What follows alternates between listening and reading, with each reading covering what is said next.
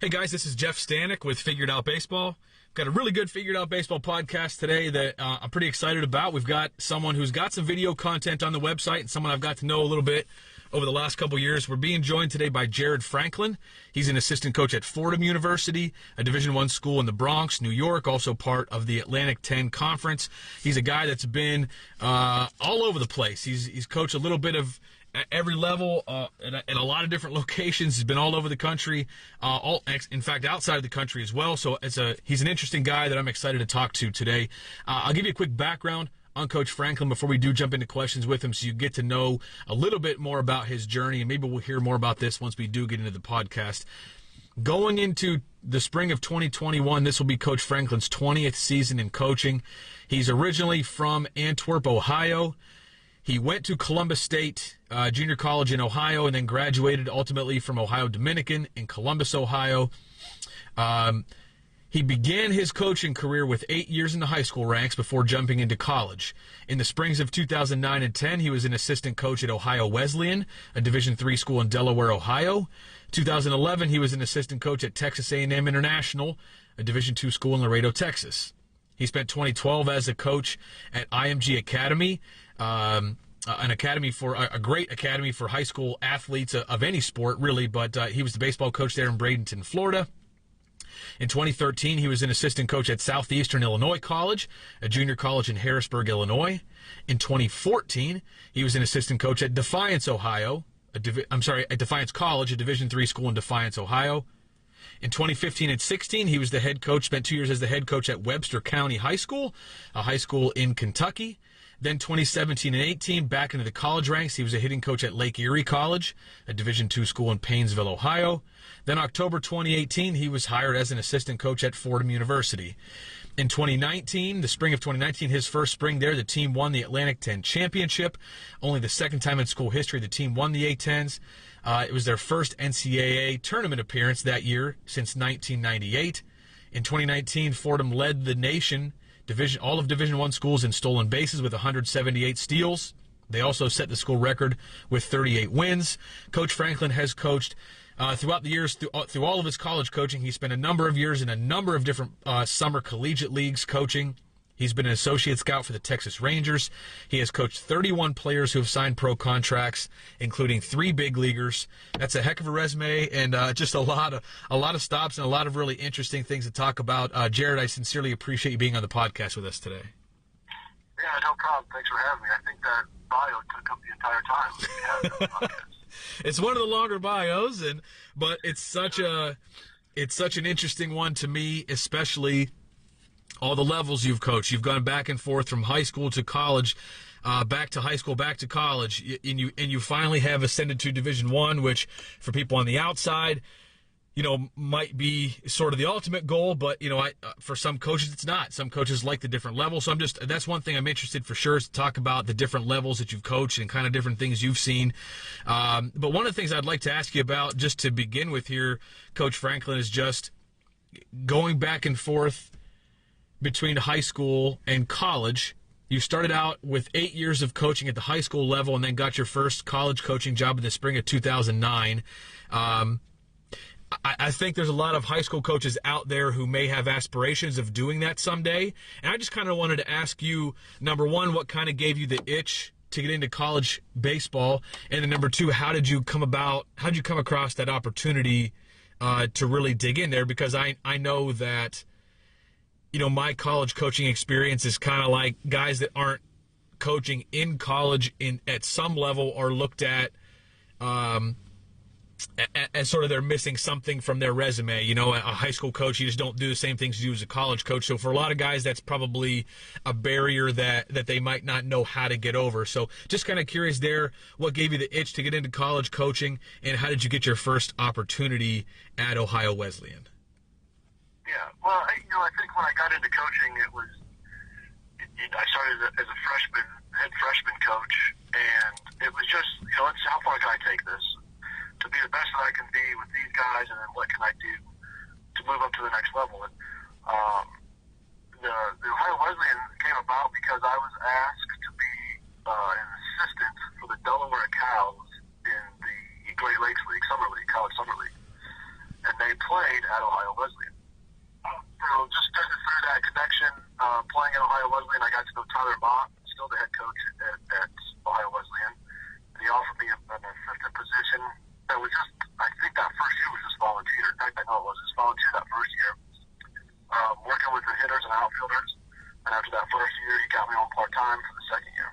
So that was kind of I was offered, honestly, I don't even know why I was offered the position with the Delaware Cows. I was a high school guy, and these were all Division I college players coming for the summer.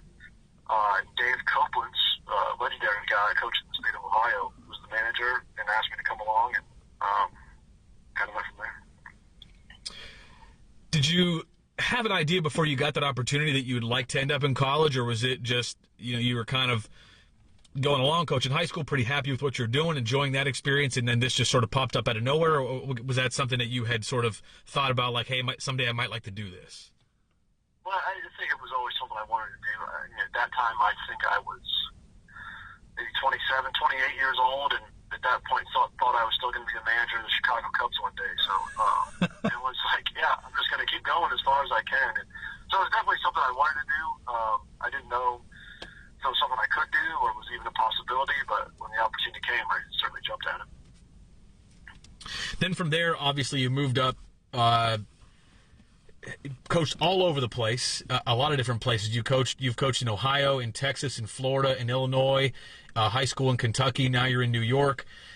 Has there been one particular stop that maybe was a really enjoyable place for you to live? Like, kind of take the college coaching experience out of it. Was there any particular place that you lived that you thought you've thought, like, since then, if all things, if family wasn't an issue, if the job wasn't an issue, like, this is a place I'd really like to live. Just the town, the area was really cool for you to live. Yeah, well, Florida, obviously, growing up in Ohio, being in Bradenton, Florida, and the IMG Academy is an amazing place. That was really a cool place to be. It's right on the Gulf, so there's a beach right there. So if you take out the baseball side, being in Florida was awesome. They've all had different experiences. Being in New York's awesome because it's the city. I don't know that you want to be in the city your whole life, coming from a small town in Ohio, but it's a cool experience for sure. I'm interested to talk about just all the different responsibilities that you've had through the years as well. A lot of guys that bounce around and go to a lot of different places, you might be asked to do different things, the different places that you go. Did you have any particular stops, Jared, where the coach wanted you to coach a position that you weren't necessarily familiar with? I'm kind of curious about that. Is if somebody ever said, like, hey, you're going to coach the catchers, and you never had done something like that before. Did you ever have that experience where a coach asked you to do something that was just sort of something you had never done before, and you kind of had to really cram pretty quickly to try to figure that out? Yeah, well, it was my first job at Ohio Wesleyan. I was an infielder, and it was working with outfielders. So that was doing as much research as I can quickly to figure out what to do with outfielders and how to do it. In Ohio, we spent a lot of time indoors in the field house, so you had to come up with indoor drills for the outfilders in the wintertime. That was fun. It was certainly unique, and looking back now, geez, what's that been? 11 years ago, I could have certainly done things better now, the more knowledge I have now, and differently. But yeah, I think early on, working with outfielders was a bit of a challenge. Can you, if you could possibly make this checklist, what positions have you coached at this point? Or I shouldn't even say positions, just what have your responsibilities been on the field? Coaching positions, coaching bases, coaching hitters, pitchers. I'm kind of curious as to now what you can sort of check off on your resume. Well, that's an easy one to answer. It's everything but catchers. I've literally coached every position but catchers. I've coached the first base a lot. I've coached third base a lot. My first year at Fordham, I was essentially the bullpen coach / pitching coach. The head coach Kevin Wesleyan and I worked together on that. He called pitches, and I'd be in the bullpen and getting the guys hot and ready and telling them what's going to happen. So I've been a head coach. I had 10 years, I think, in the summer leagues as a head coach. So I've done literally everything except catchers. My second coaching job, I was asked to coach the bullpen.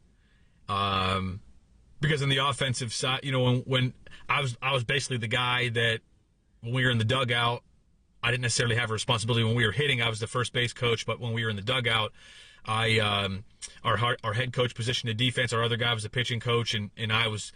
This is just how we set up. We had 3 guys on the staff, and the head coach immediately was, when I first got there, it's like, you're going to coach in the bullpen, and I didn't have any idea what I was doing. I was an emergency catcher in college. I caught, in high school I caught and I pitched, but I didn't know the first thing about coaching a pitcher, so I sort of got a crash course in just what to do out there and what not to do, and more or less like keep your mouth shut and don't screw anybody up, and just sort of talk about, getting them loose and getting their kind of establishing at least one pitch before they go into the game. That was sort of what I remember and what I've done. So what about now at Fordham?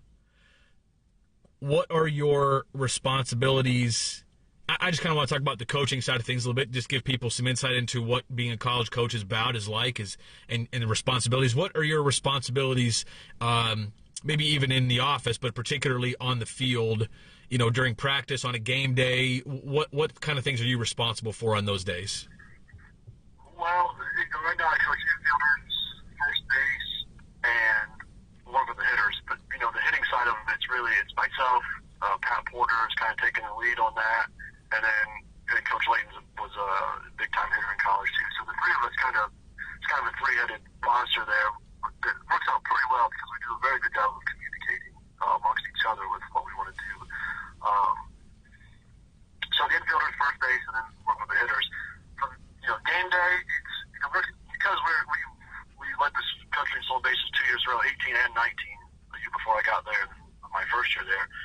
And from the first base side, I control about 95% of that at first base because all of our guys have the green light.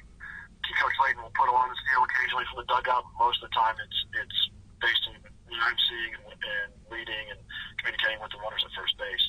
And a lot of that comes from office work with a program called Synergy. I don't know, are you familiar with Synergy? You know what that is? Just from talking with guys like yourself and hearing it wasn't something that was around when I coached. But you might tell other people what it is. Well, yeah, it's basically, I think every D1 has it now, and it's video of everyone's game. So all of our games are videoed either, through an ESPN Plus feed or just from a center field camera. It's sent to Synergy. They chop it up basically, and you can search it from whatever you want to find, you can find. So when we know weekend starters, we can go on Synergy and we can watch them, all the previous games that are on there. So as the first base coach, I like to look at pickoffs and tendencies and what they're doing from that side of it, so I can have an idea going into the game what we may see out of that pitcher from a pickoff attempt point of view. Along with the stolen bases, let's talk about that for a little bit. Leading the entire country in stolen bases is a pretty hefty feat. There's a lot of Division I schools out there, and that's not something that you see a lot today in Major League Baseball, but it is still something that's alive in college baseball. And it's one of the things I like about college baseball is that it's still baseball. You still have to make runs happen as opposed to waiting for the 3-run homer. In college ball, you still have some teams more than others, but you still have some bunting in college. You still have stolen bases. You have a lot, probably more, dirt balls and things like that in college than you do in pro ball.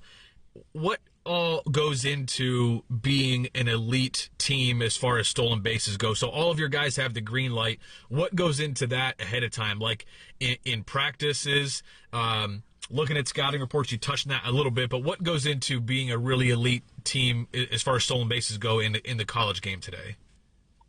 Well, we practice it a lot. I don't want to say daily, but pretty close to every day. We're working on it in some capacity.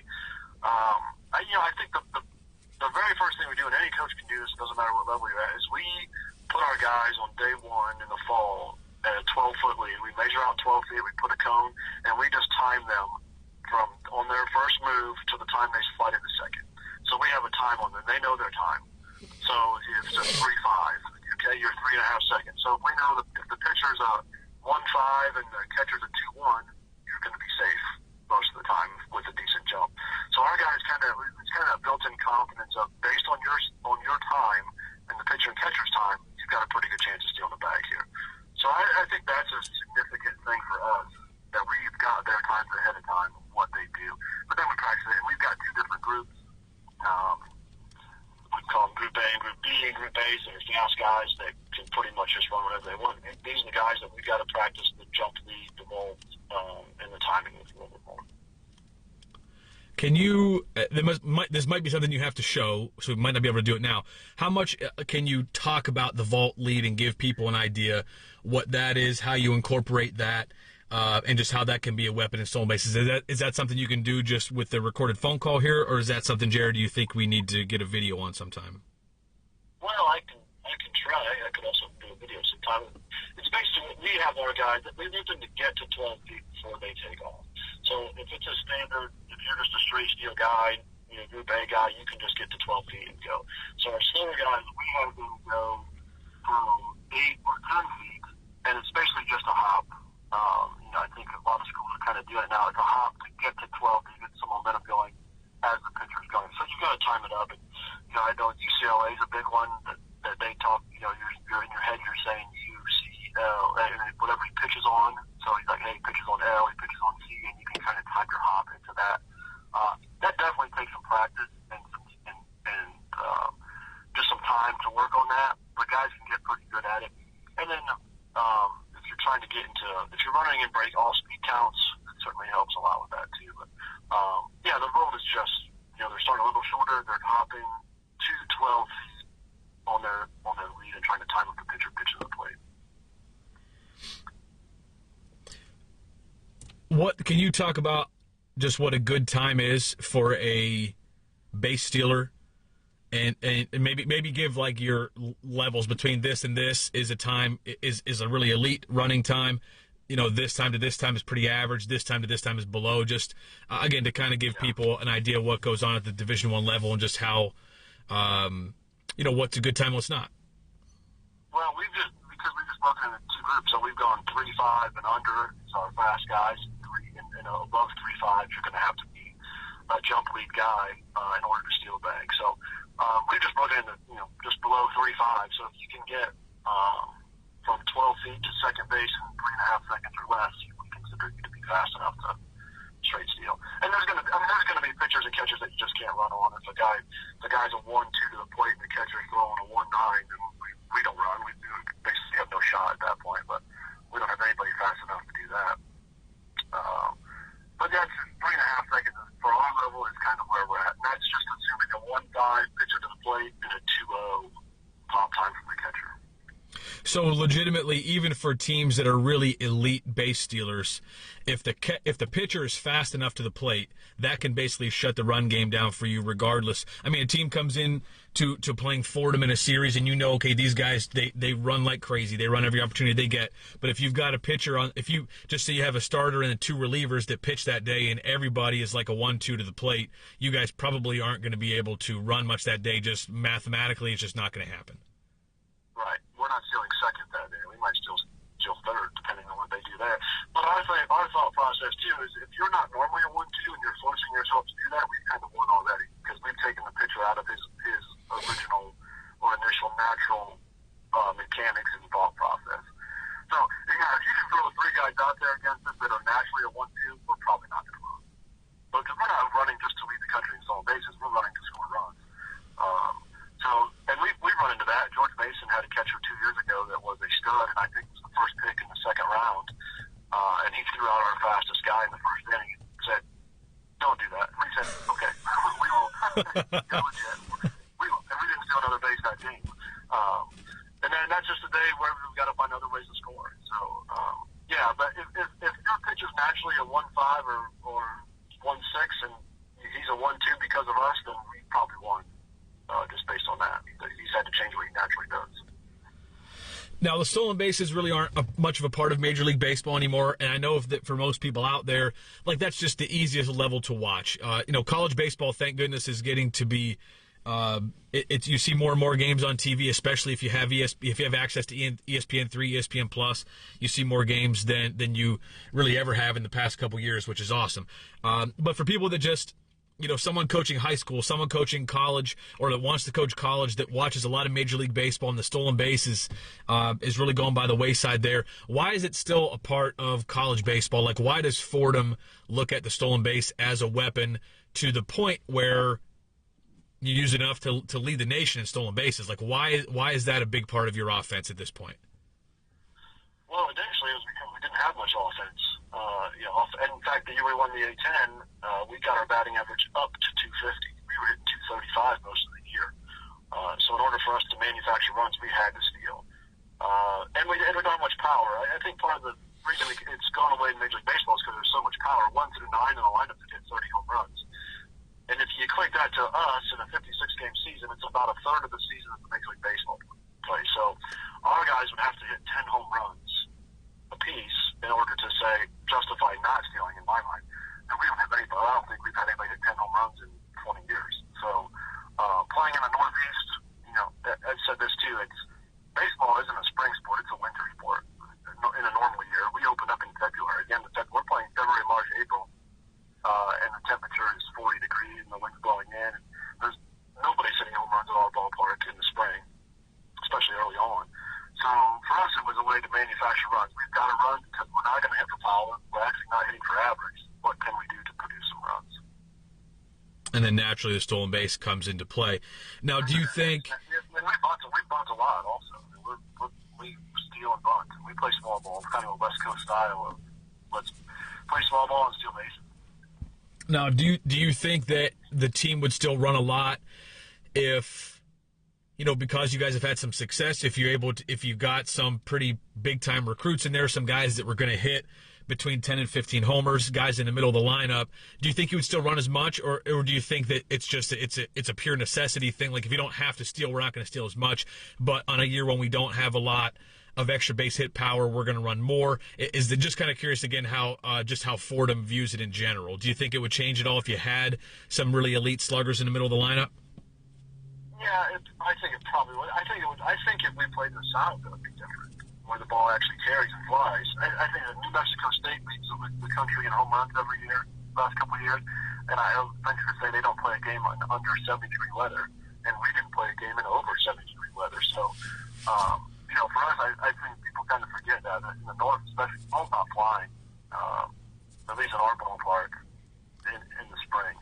So we've never had that. I think we got a freshman this year that maybe has that potential, and we may not run in front of him as much. But it just depends on who's in front of him. If we got a guy that runs a 6-7 in front of him, then he may run anyway. Yeah.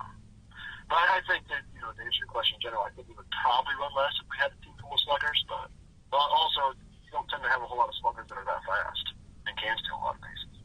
That's a good point. Okay, on-field responsibilities. So you coach first base at Fordham? That's correct. So I know that from my brief stop as a high school coach, it was kind of shocking to me how most, and I would assume this is the same mostly across the board. You've been at the high school level too, so you'll probably know this as well. But the guy that my assistant coach it was kind of like whoever I put at first base, it almost didn't dawn on them that there were responsibilities there. And that was kind of shocking to me.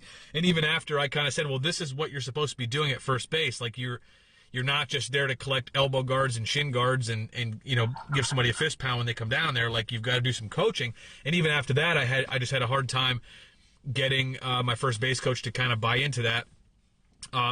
At the college level, what are responsibilities of a first base coach? What are you doing down there? What kind of data are you trying to collect? How much are you using your eyes? Are you stealing signs? Are you, just what goes on as a college first base coach? What are you doing down there?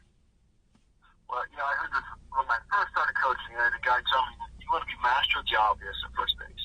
How many outs there are, what to do in those situations. So the very first thing I do is tell them how many outs there are. So that'd be, nobody out. Break it up on the ground ball, back on line drives as much as you can on a fly ball. And it's 1 out or 2 outs moving on contact. That's the very first thing when they get down there is how many outs are. Because the one time you don't tell them how many outs there are, they run on the fly ball to left and there was 1 out at the 2. And it's like, didn't tell them that time. So that's the very first thing I always do. And then it comes from there, it becomes, for us, the way it kind of works is Coach White's in the dugout giving signs. Coach Porter's at third base, so all the signs come from the dugout. So once I tell them how many outs are, they're immediately looking at the dugout for signs. And then it becomes, if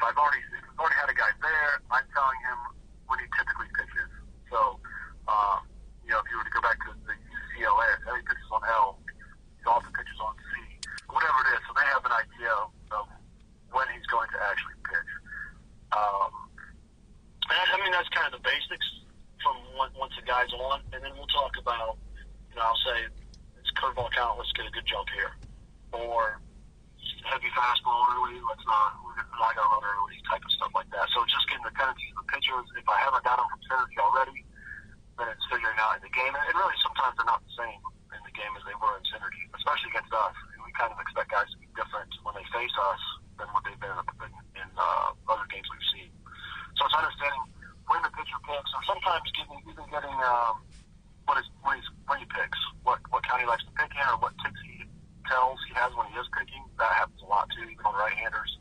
They may come set differently, or they move their head differently when they're going to pick over as opposed to when they're going to pitch. You see that a lot too. So it's just giving those guys that information.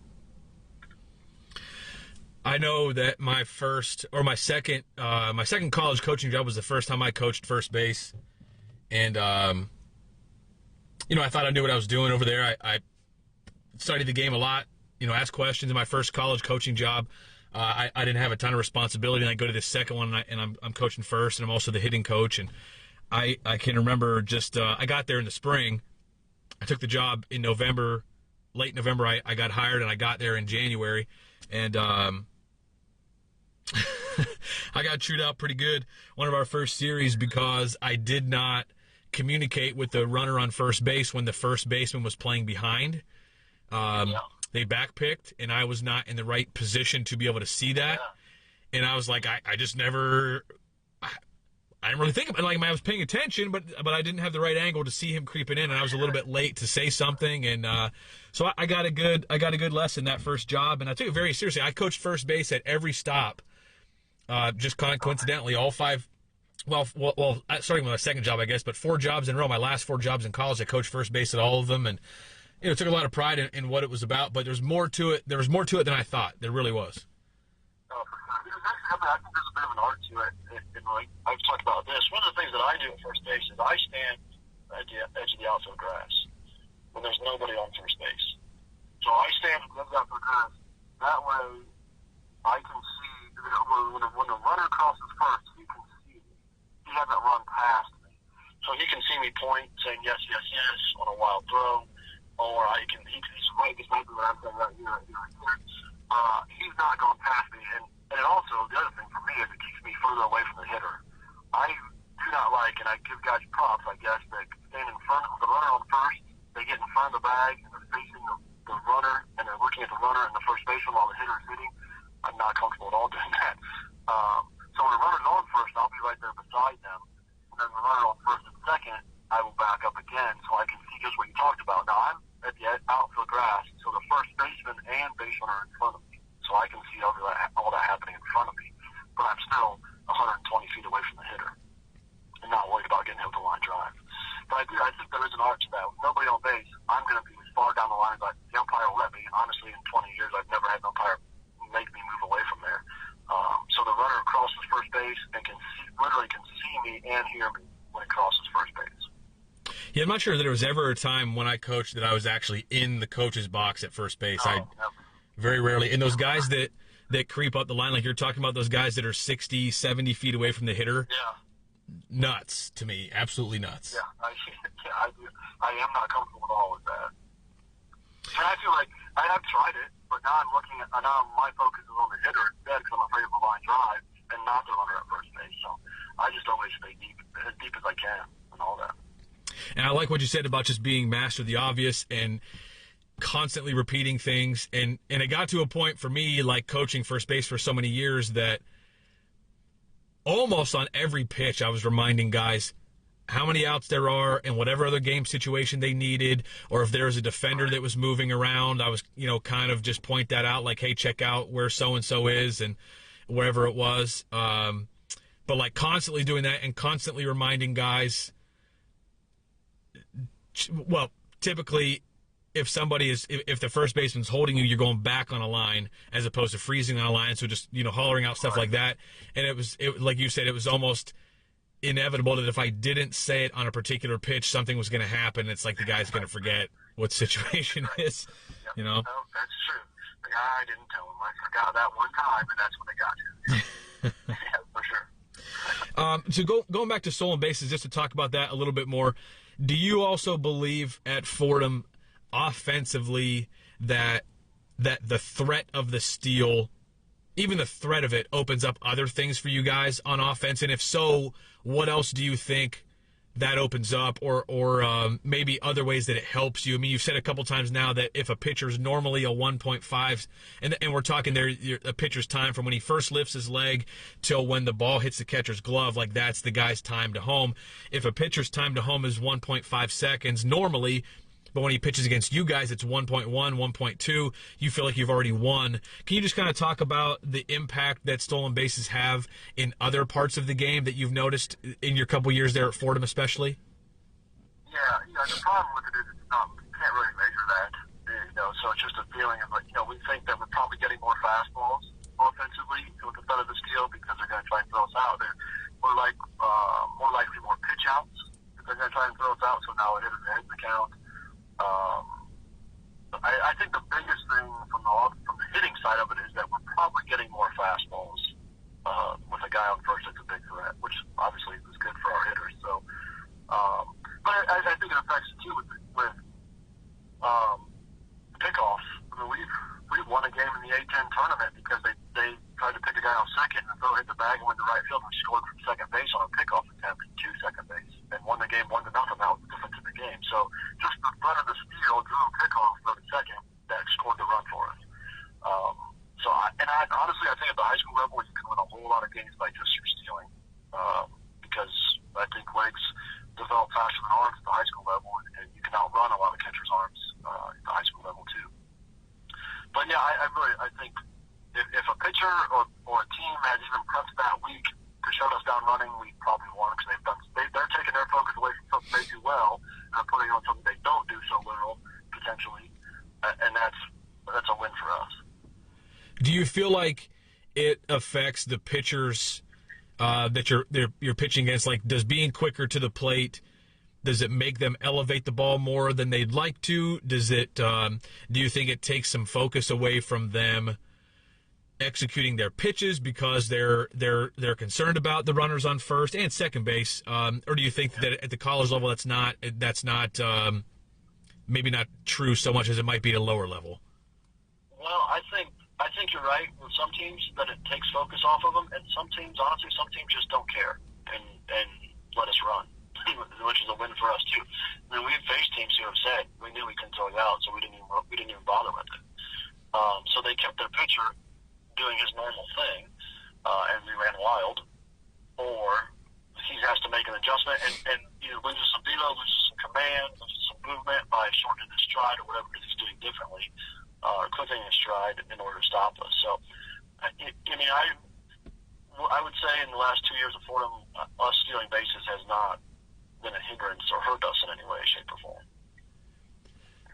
Do you guys ever talk about as a staff is there a percentage that you feel like you need to be safe in order to make it beneficial for your offense? Like if you have a base, even maybe one individual base runner who's, stealing at a 50% clip, do you take the green light off for that guy? Like, is there a specific number you feel like as a team or as individuals guys need to hit, or else it doesn't make sense, we're going to shut it down? We haven't specifically talked about that, but I can tell you we stole second and third in 19 and last year at a little over 80% clip as a team. So I think the numbers I've heard that people are doing like 75%. You've got to be better at 75%. And honestly, in like 20 years, I think all of our teams have been about 80% in success rate with steal. And it's still based on all these numbers are assuming it's a perfect pitch and a perfect throw also. With a curve on the dirt, a changeup in the dirt, you're stolen the base, or an errant throw, you're stolen the base and maybe got third also on it. So when you're coaching these numbers, you're assuming a perfect pitch, a perfect throw from the catcher is going to throw you out potentially, and you're certainly not always getting that. Do your hitters typically have the green light when guys steal? That's another curious thing about stolen bases, and I think different teams have different philosophies on this. Do your hitters always have the green light to swing if they like the pitch, or if they see a hitter running early in the count, are they taught, are they coached to take that pitch and let the guy steal and get in scoring position? Kind of curious about that part as well. Yeah, we let him swing away. So we've never, if a guy does swing away, that's not a problem with us. As long as it was a pitch he could handle. Now, we said if it's a good jump, if he gets a good jump, let him take the base into account. But if the guy doesn't, it's not a big deal. Because I think here at our level, you might only get one good pitch to hit. And if it was a pitch he's go on, then let's go ahead and hit it. And if it's in the gap, we score from first while he's running. So, and teams are different on that. And we've never, really gotten on guys for swinging when the guy was stealing if it was a good pitch to swing at. I want to kind of turn the page a little bit, just jump to a different topic. Before we started recording, Jared, we talked a little bit just about how the pandemic is affecting, players, college sports in general. We're recording this in December 2020, so we've got the 2021 season on the horizon. No one's quite sure what that's going to look like yet at this point. But we talked a little bit just about how there are athletes out there who are this is affecting them in other ways, like particularly with their identity, because they're getting a big part of their identity taken away from them by not being able to compete, by continuing to get seasons canceled and things like that. And I'm sure that's affecting athletes of every age, high school, college, a lot of these minor leaguers that didn't get a chance to play this year. I'm sure that this past year that affected them as well. But what I'd like to ask you about is just with you as a coach. You've been coaching for a long, long time, and I know that from personal experience that coaching really becomes a part of who you are. I have this conversation with my wife, who is a former school teacher. She does not teach anymore now that we have kids. She stays home with our kids, and she'll say to me, "Well, I used to be a teacher, and I don't think of myself as a teacher anymore. I think of myself as a mom, and like she doesn't quite get how, like, in my mind, despite the fact that I coached high school in the spring of 2018. Before that, my last season as a college coach was 2014, but I still consider myself a coach, right or wrong. That's a part of who I am. And the way I kind of try to explain it to my wife is it's more than just a job. It's a lifestyle. It's kind of a consuming thing, because it's 12 months out of the year that you're doing it, that you're working, you're doing something. It's more than just a job. It's much, much different from the financial job that I have right now.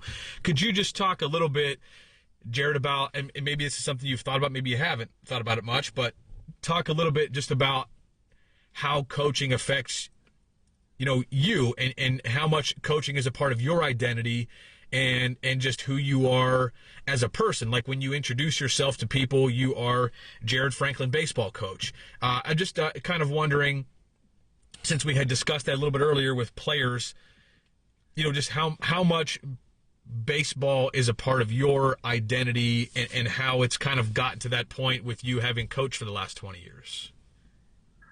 Well, I couldn't imagine not coaching it. Yeah, I hope I know when to retire. I don't know if I'll know that, but part of me is I hope I die on the baseball field. That's what I do. This is what I do. Baseball is what I do.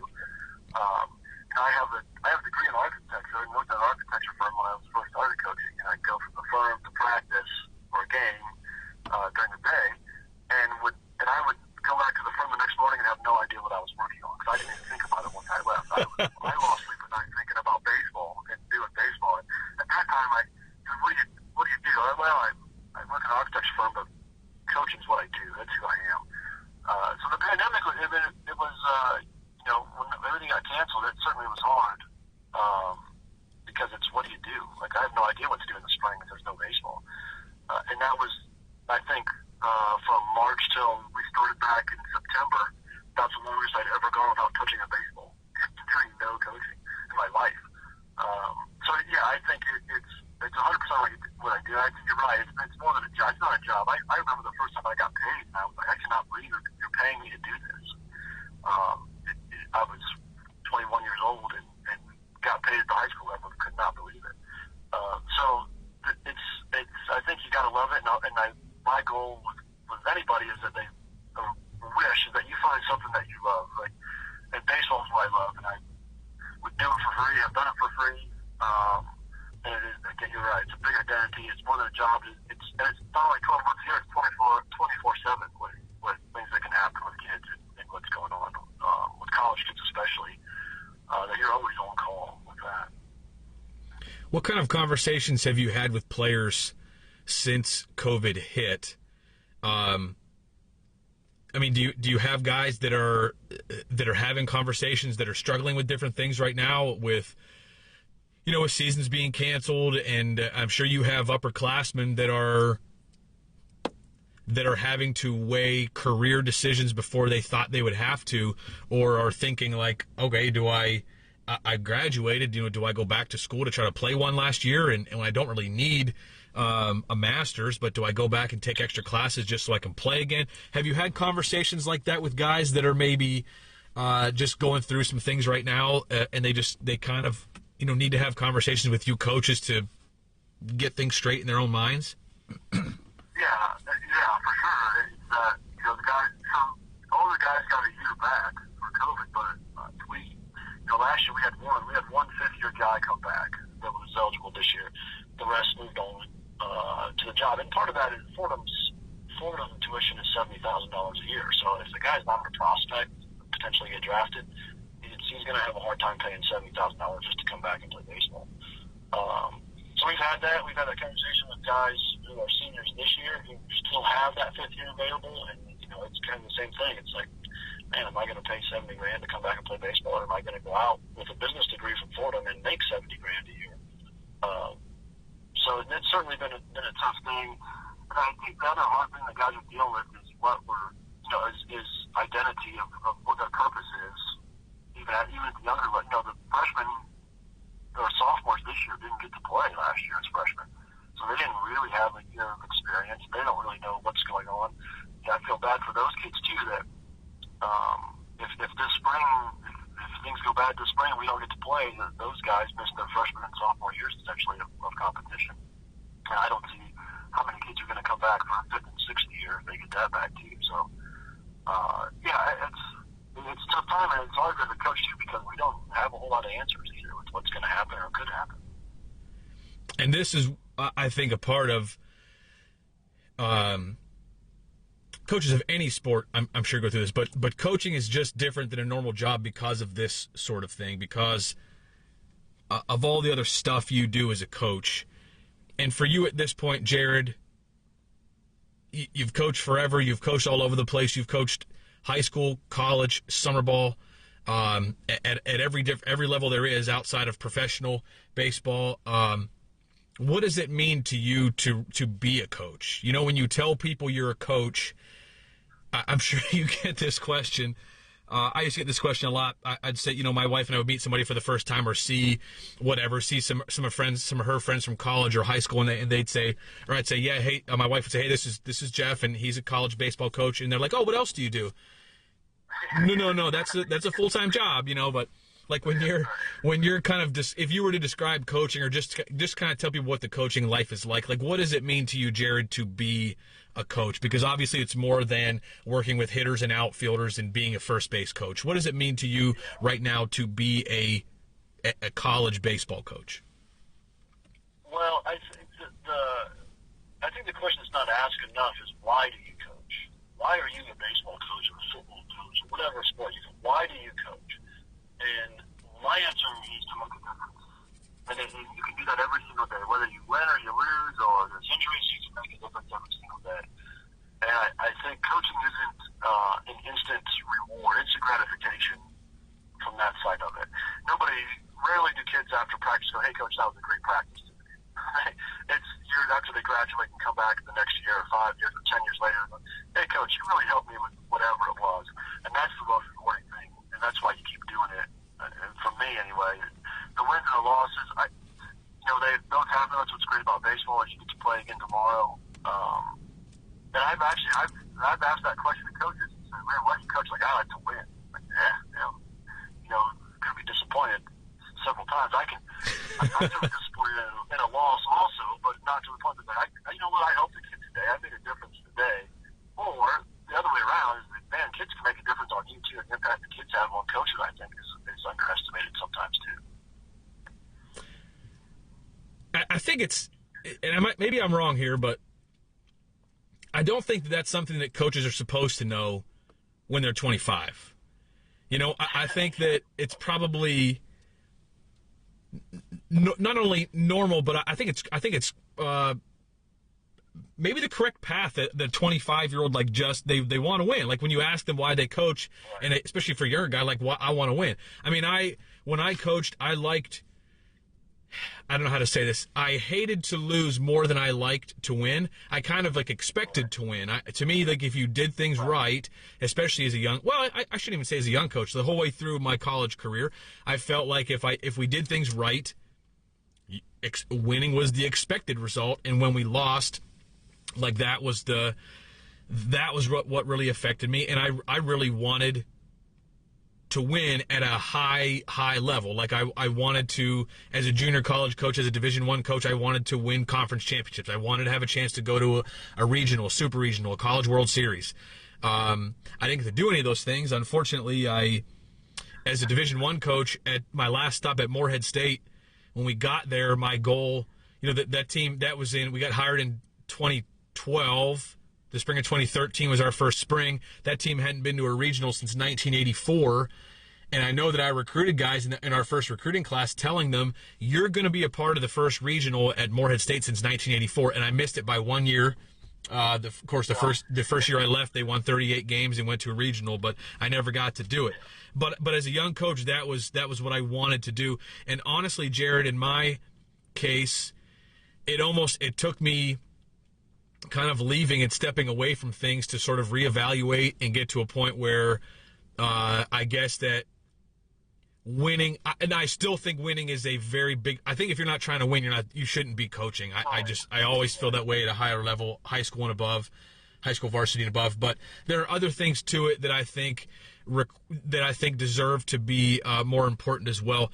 How long did it take you to sort of have the outlook that you do now, or the perspective that you do now on what coaching is really all about? Obviously, you were older than a lot of guys when you first got into college coaching. Like, did you kind of have that perspective when you first got into it at Ohio Wesleyan, or did it take you several jobs or a specific head coach to kind of point you in the right direction, or just sort of maturing as you went along?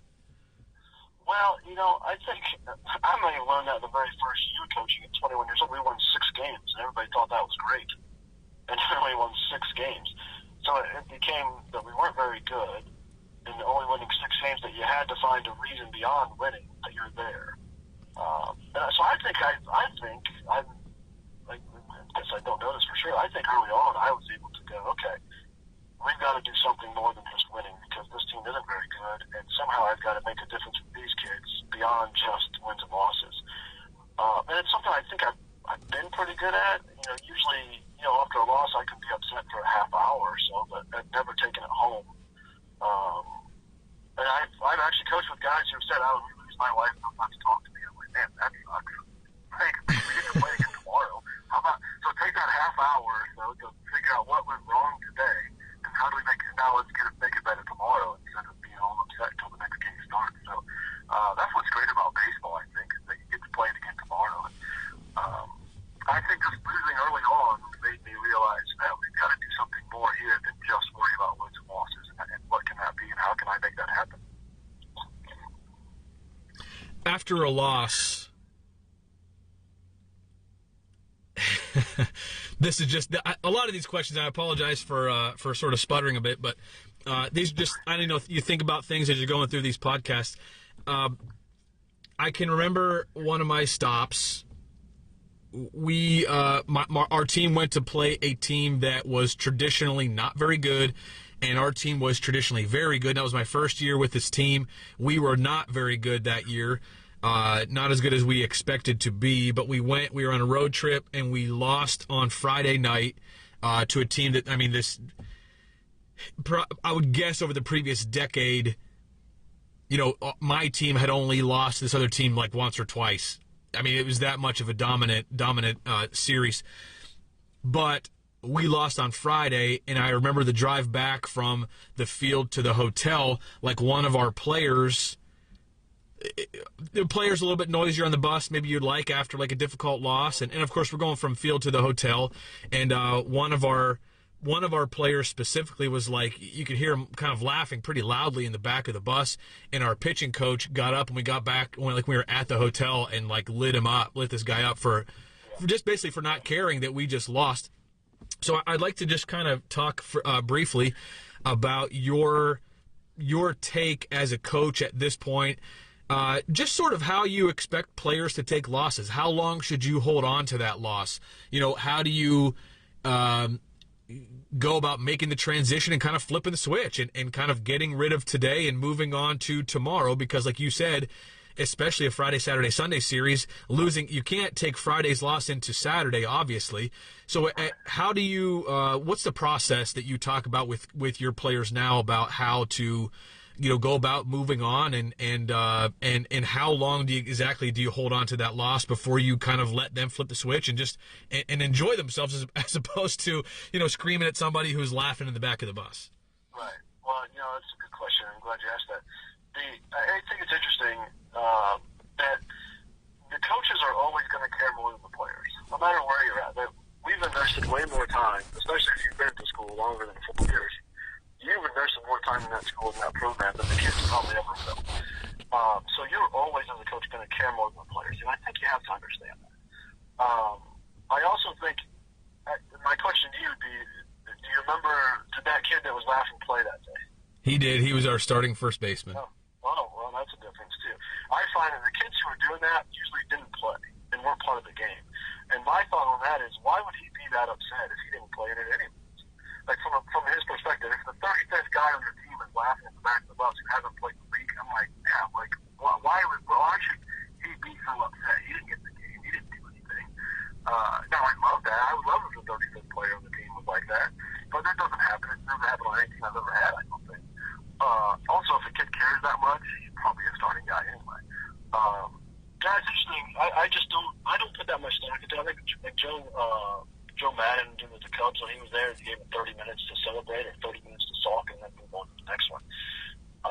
And I think that's it. I think if you're a starter and you're happy after a loss, you're probably not going to be starting a whole heck of a lot more than after that. But I used to be like that too back in the day. I'd get on guys. It's like, it's every level I've ever coached, on every team I've ever coached, you care as a coach far more than the players ever will, most of the time. So I don't worry that much about it. We're taught in general, like, all right, take a half hour, be upset, take a half hour, be happy, but let's move on to tomorrow now, too. Do you think that that's changed at all from when you first started coaching until now? And I want to just point to something specific that I saw this past Sunday, NFL. I saw a tweet that like one team was down like 35-0, and then a running back punches it in for the team that was losing, makes it 35-6. And of course the team is celebrating in the end zone, and like everybody, they're going in front of the whatever this. It's like a screen they have set up now in all these end zones, so like the players can go over and look at themselves and like they're celebrating, and it's like, dude, it's 35-6. Like as a baseball coach, I always did and probably always will have a hard time with guys that are sort of acting that way when you're getting your ass kicked. But I just wonder if things are any different now than when you first started coaching, just because of it's kind of more of a showcase world. It's more of like guys promoting themselves on social media. It's with travel baseball is all about getting the individual the opportunity as opposed to the team ups and team downs. Do you think that that's changed at all, and if has that made coaches having to soften a little bit there, just because it's players are honestly taught and brought up to care more about themselves than they do necessarily about the team, or do you think that that's something that I guess hasn't necessarily changed, but this is just how kids are? Like you said, the coaches are always going to be more invested than the player usually. Right. Yeah. No, I think it's definitely changed, and I think you're exactly right with the showcase and those guys are just randomly on a team with 12 guys they don't know for the showcase, and they're not playing to win; they're playing for themselves. That's 100% true. And you see it when they come into freshmen in college. Like, they do not know how to win as a team. or that the lineup is, we talk about this, the lineup is a living, breathing organism of 1 through 9. It's not 9 individuals. It's not a group of 9 trying to beat the other team. So that means that you have to sacrifice ball or hit the other way or whatever it is. It's not just at the college level up there trying to hit a home run every time, at least at our level. So I think kids have to be taught that. They have to be taught the competition side of it. And we try to compete as much as we can in practice, make things a competition, put something on the line, even if it's as simple as push-ups or something. It's not necessarily running, but I think freshmen especially come in and do not understand how to win as a team. And because of the reasons you just said. All very interesting things. And as a coach, I know that there's always pushback on social media for the old school guys and the new school guys. But I think that anytime you're coaching for a long time, just society changes kids to a point. I think there are certain principles or things that you think are really important as coaches that you shouldn't let go of necessarily. But kids do change over time, and it's because of their environments change, the things that they're brought up doing, or the things that other people have them doing, or other people are telling them is right, or whatever. I don't know, whatever it is. But a lot of things change over time. They do. And you've been coaching for a long, long time, and I'm sure things are different now than when you first started, when you played, or when you first started coaching. I'm sure a lot of things have changed. Yeah, sure has, especially the technology. I mean, that's definitely made things different. But yeah, I really think I think the parents have changed, too, with all that, and that it's not always necessarily the kids' fault. I don't necessarily blame the kids for not knowing how to win as a team when they haven't really been brought up with that. And I think that at times, the high school season is almost just kind of a throwaway, get ready for your travel ball team in the summer instead of winning. Let's go win a state championship or a conference championship. The kids are just, I'm just getting ready for travel ball to get seen by colleges then. So yeah, I think that there's definitely been a change in that, and I think as a college coach, you have to understand that it's changed, and we have to teach these guys how to compete, and teach them that it is 9 against 1, and not 9 individuals. It's a group of 9 that's trying to beat the other team. And I'd say, working with the infielders, my biggest problem I have with infielders is getting them to talk and communicate and over communicate. And I think part of the freshmen are usually the worst. Part of it's a new team, but they don't know to talk and communicate. They just assume everybody's going to know what they're supposed to be doing and how to do it. And I spend the fall, that's probably what I get on guys the most for in the fall, is the communication on the infield, lack of communication on the infield. But I can't necessarily blame them because they are playing typically with random players in showcases and whatnot that they have no idea what's going on.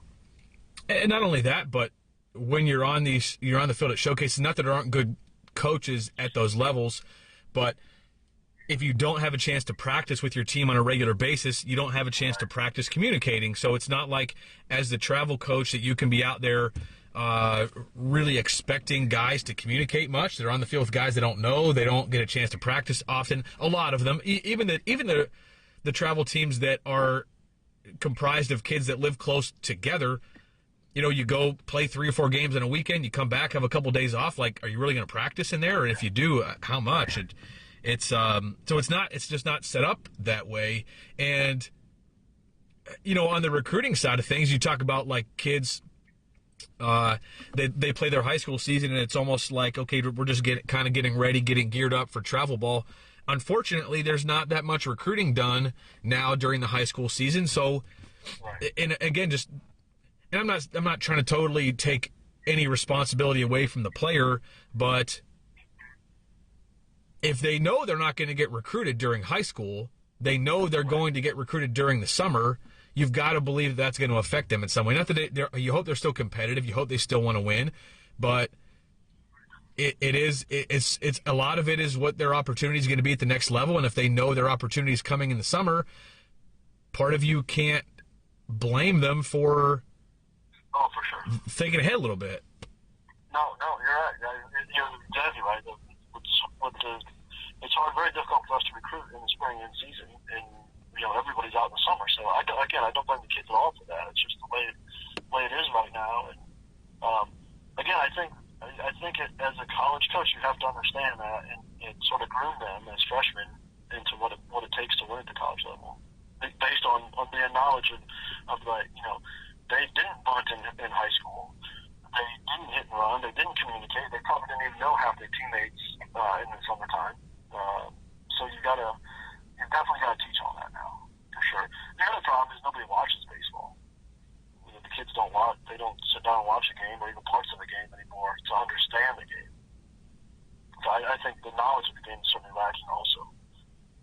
I don't think you're wrong on that at all. It's and when it comes to a lot of this stuff, a lot of it is like just adults ruining the game for the kids and misguided adults doing things left and right that you wouldn't like them to do. Well, when's the last time you saw two kids in the yard playing catch? I don't know the last time I saw that. It's like they just don't. There's too many other things happening and going on. Or like kids playing wiffle ball in their backyard. I grew up in very rural Pennsylvania.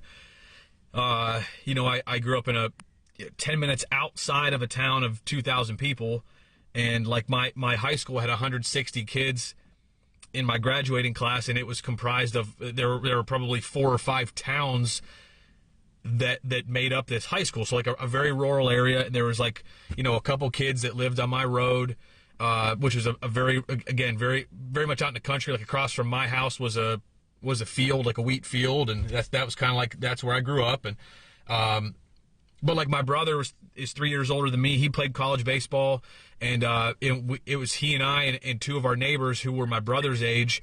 Like we played wiffle ball almost every day for probably like 5 or 6 straight summers until basically as soon as I was old enough, and then until the oldest guy got his driver's license. That's kind of like as we did in the summer. We went swimming, and one of the guys had a pool, and we played wiffle ball almost every day, and like we found the official wiffle ball rules where you like hit it past this line as a double and all that stuff, and like that's what we did, and I just you don't see that really anymore. Yeah, that's interesting you say that. One of the things we talked about doing this fall, and we ended up not, but was letting them pick teams, and we were just going to umpire as coaches. We weren't going to set lineups. We weren't going to set pitching. We were going to have them just basically a pickup baseball game with our team. You guys figure out who's going to hit first and second and third, and argue about it if you want. But back in the day, that's how you did it. In recess, I want to kick first, or I want to hit first, and you just figured it out. We did have a serious conversation about doing that. Is we were going to have 2 guys pick a team, and then they had to decide as a team who was going to hit where, when they were going to bunt, when they were going to steal, and who was going to pitch when. Just figure it out, fellas. Like instead of us telling you to do it. I think that's part of the problem too. Is these kids are always told what to do. They never have to figure stuff out on their own. I'm an advocate for that. I did that as a high school coach. I thought it was honestly really effective. So I had the varsity and JV guys practice together just so we could inter squad and just do some things numbers wise. And there were days I felt like we needed it. So I had a set of throw down bases, and basically we would split into 3 teams. I would pick 3 captains. I let them pick their own players. So number one, that really opened some guys' eyes. Like I honestly thought it helped with just guys seeing where they are in the eyes of their teammates, because there were guys that were selected very late that were like upperclassmen, and it's like, okay, now do you see why you're not getting any varsity innings? Like your teammates are picking freshmen before you, and but you let the guys pick, and then I just like you said, I umpire. You let them set the lineup. I kind of laid out some ground rules of how it was going to be. I let them pick where they played defensively. Now, if a guy was in a ridiculous position, like I'm not gonna, let our 300-pound left-hander play shortstop, but like for the most part, you let the guys just kind of do what they want, and let them just play with. We played with the rag ball, if you know what that is, like the Incrediballs. But we played with those, so like they carry, but not too much. It's better than a wiffle ball. I let them swing their own metal bats, and it was fun. And I think they enjoyed it. I think they got a lot out of it. I think that they learned things about themselves and about their teammates, and you kind of see the competitiveness there too, of like. Because basically, if they won, I let them stay there, and the loser had to go do other stuff, other parts of the field that wasn't nearly as fun, and like you just see a little bit of competition come out there. Yeah, I definitely think there's something to it. It's interesting that you've done it, because we had a serious conversation we were going to do the last weekend, and I think what happened was we had some contact tracing and had to miss a day, so I ended up not doing it. But I do like the idea. And that kind of reminds me too, I think one of the problems that coaches have is, or even younger coaches or younger players, is hurting guys' feelings. Like, I don't want them to pick teams because somebody's going to get picked last. And I'd say, I don't, what's wrong with that? And I tend to say that the very first day when I work with infielders, the very first day in defense, I said, guys, I'm here to make you a better infielder. I'm not afraid to hurt your feelings. It's to make you a better infielder. So understand that what I'm going to do and say to you is to make you better. It's not personal. So I'm not worried about hurting your feelings. And I think there is something to that as well. And guys don't necessarily like it in the moment, but they appreciate it at the end of the day. I think kids like to be held accountable. At the end of the day, they appreciate being held accountable for what they're doing. I think there's a lot to it. I think the holding them accountable is a big part of it. Honestly, what you just said, Jared, is a big reason why I wanted to do it. I wanted the players, like in college, we would have guys fill out a sheet that like ranking their teammates. Well, this is like, this is the unanonymous way to do that. Like, we're going to pick teams, and if you're picked last and you don't like it, well, you better do something about it, because your teammates see you as lazy. They don't think you're very good, so you better do something about it if you want to change, and you got to do something about it. And I think at some point in life, metaphorically speaking, or literally, they're going to get picked last. Like, something they want is going to elude them. And they're going to have to face reality and realize that happened not because things aren't fair or because the boss doesn't like me. This happened because of what I've done. I've put myself in this situation. I love the sign that I've seen in like the Jimmy Johns that says you do it when you do what you did, you get what you got. Like in Moorhead, there was that sign, and I kept telling our head coach, like, we got to steal that sign out of here and put it up in the locker room. You know what I mean? Because I think it's a reality guys need to face, and I think it's a great way to do it, a great reason to do that. And I'd recommend, if you guys have toyed with it, like on a day when your players just need something different, that happens sometimes. Oh yeah, for sure. Yeah. I think it's a good thing to do. Yeah. I'm glad to hear that you did it, because I like the idea. I think too. I don't think in today's society Michael Jordan becomes Michael Jordan, because I don't think in today's society he gets cut from the varsity basketball team, and then because he got cut and really wanted to be on the team, he worked his butt off that next year to become who he was. And I don't think that happens in today's society. I don't think Michael Jordan gets cut, and I don't think he becomes the greatest basketball player of all time. Or he gets cut and his mom tells him that the coach is a jerk and doesn't like him, and he should just play a different sport. And then Michael Jordan doesn't like decide that he's going to do all the things that he did. So yeah. This is Jared. Go ahead. Well, I think it's interesting too. That was one summer that I had a kid that was I think he was hitting about $180, and he was a two-way guy, and his ERA was like 6.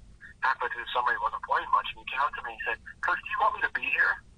And I said, What do you mean?" He's like, "Well, I'm not playing." And I was like, "Whoa, listen, buddy, this isn't personal. Don't make this personal. Like, personally, I like you. I want you to be here, yes. But professionally, you're not hitting and you're not pitching, so I'm not sure what you want me to do with you." But it was interesting that that's the way he took it, was that because he's not playing, that it was a play that I didn't like him and didn't want him to be there. I'm like, "No, man, personally, I really like you. I think you're a great kid. But professionally, you're not getting the job done. We got to find a way to be better." Yeah, and I, not to get too deeply philosophical here, but I think that there are some. I don't know if it's the way that parents are raising their kids, or if it's just I'm getting older, so I'm seeing it for the first time.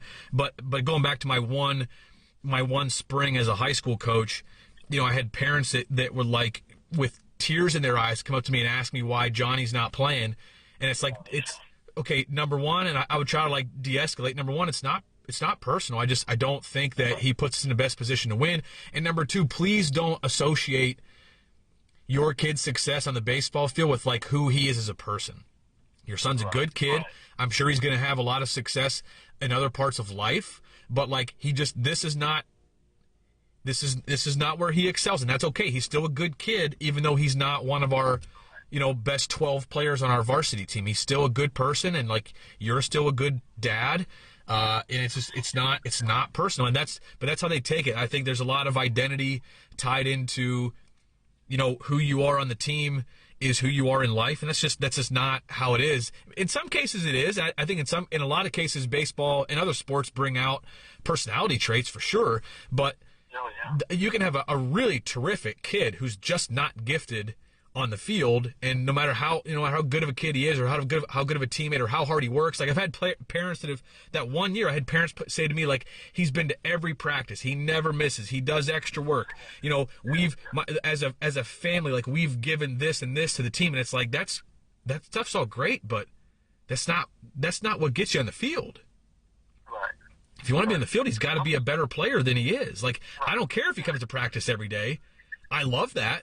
I'm glad he does, but I'm not going to put him in the game because he comes to practice every day. And that's just, again, I think those are just pieces of reality creeping in as a 17-year-old that you're kind of seeing for the first time. Yeah, and I think it's okay. They've got to be able to handle failure, and when it doesn't work, because when it happens in real life, if they've never handled it, things go crazy. I think you kind of saw that somewhere a little bit with some of the things, but. Yeah, it's crazy. Some of that stuff, it's just like, I should look every day. Well, yeah, but you got to outwork everybody too. That's very true. And even then, sometimes it doesn't happen. And that's that's part of life. If you show up every day to work, but there's somebody who is there, 2/3 as much as you are, but they get more. They get more sales than you. Well, they're probably going to get promoted. Like. Sometimes you got to figure something else out. This is Jared Franklin, everybody. He's an assistant coach at Fordham University. And, Jared, this has been an awesome conversation. I've really enjoyed it. If you have not checked out Jared's videos on the website, I would suggest that you do so. You can kind of feel the wealth of knowledge in his videos, and hopefully we can continue to have him be a part of Figured Out Baseball going forward. But Jared Franklin, everybody, Jared, I sincerely appreciate you being on the podcast, sharing a lot of the knowledge and the wisdom and and the insight. Just everything you've given us today has been very, very valuable. So I want to personally thank you for that. Yeah, thanks a lot for having me. I appreciate it.